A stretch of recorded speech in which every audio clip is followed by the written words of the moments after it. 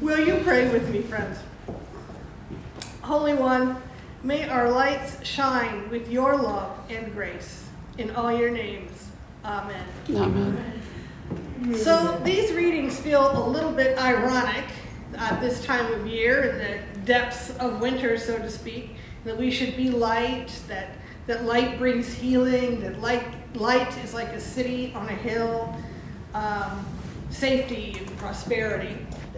That's what it would symbolize. When the days are still so short, I'm still turning on all my lights turning on all my lights at 4:30 in the afternoon, and it doesn't really get light until 8 o'clock, and and we still have that winter weather predicted, that 4-letter word that starts with S, yes, and it's still so cold and dark and dreary, and yet we're supposed to be talking about light.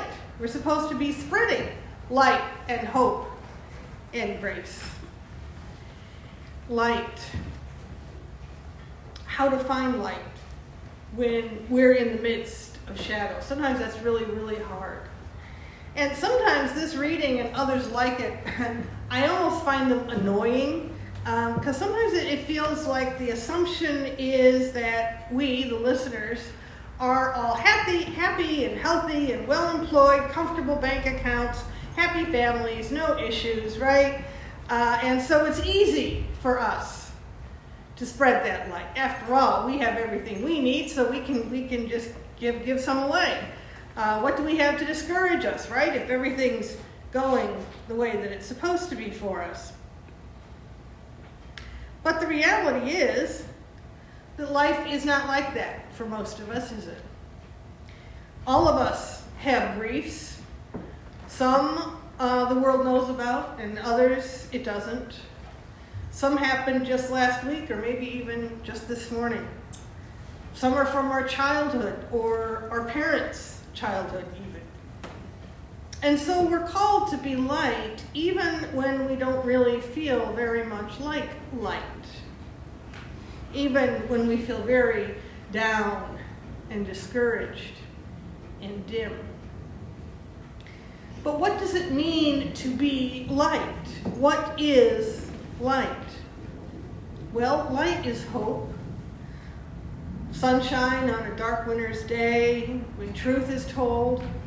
The sense of being found and heard when somebody really listens to us. Light is quite literally life. A plant turns to the sun. Our bodies take in vitamin D from sunshine. And also food, water, clothing, a safe place to sleep. Those are also light, if you don't have them, right? Being heard and seen and accepted are light.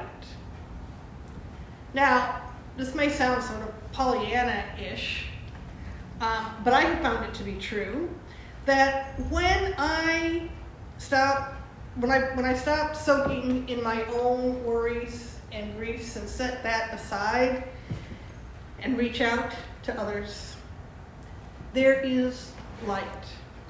It's not only that all that, soaking in my worries makes them worse, but it keeps me focused on what's negative, and it keeps me stuck in that worried place.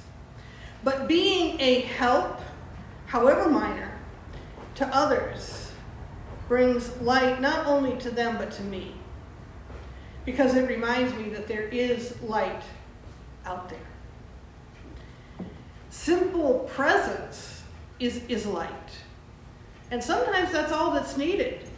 Listening to a friend, bringing a neighbor some cookies, smiling at a store clerk, letting someone else have the parking space even though it was really your turn.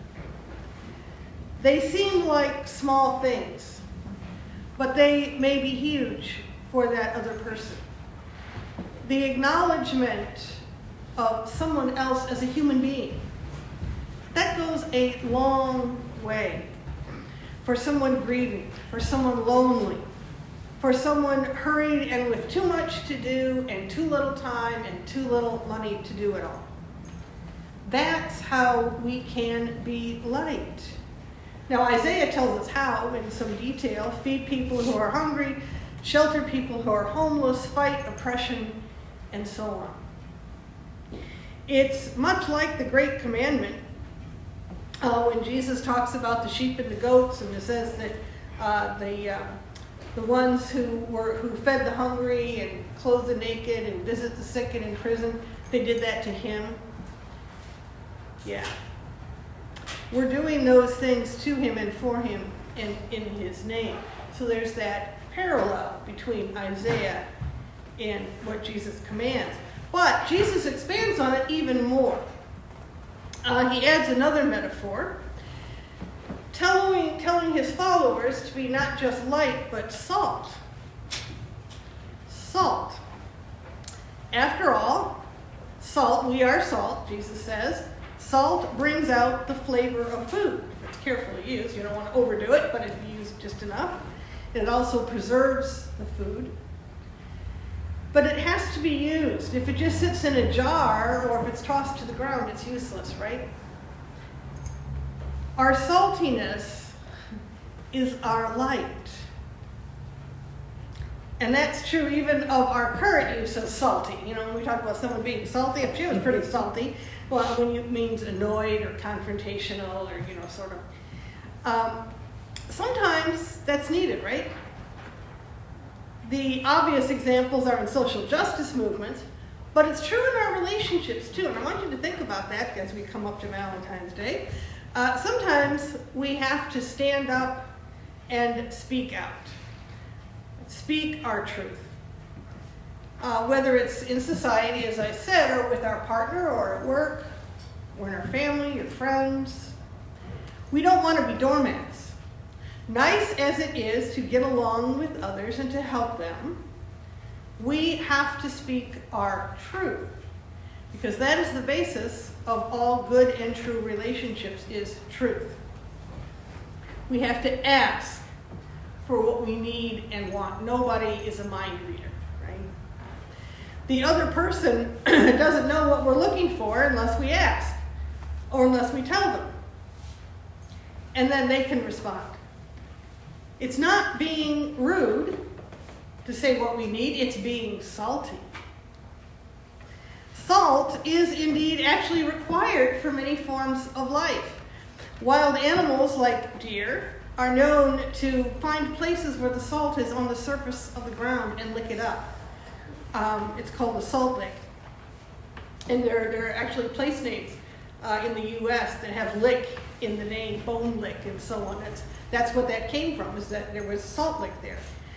Hunters use them as places to watch for deer, so do wolves and coyotes and things like that. For example, stables. Any of you who have ever ridden horses, stables often have a chunk of rock salt, either in the paddock or the field, so the horses can go and lick it and get their salt. If they don't have those, they have to put it in their grain. So the other thing is, we ourselves have a lot of salt in us. I know we're told not to eat salt. It's not good for our hearts.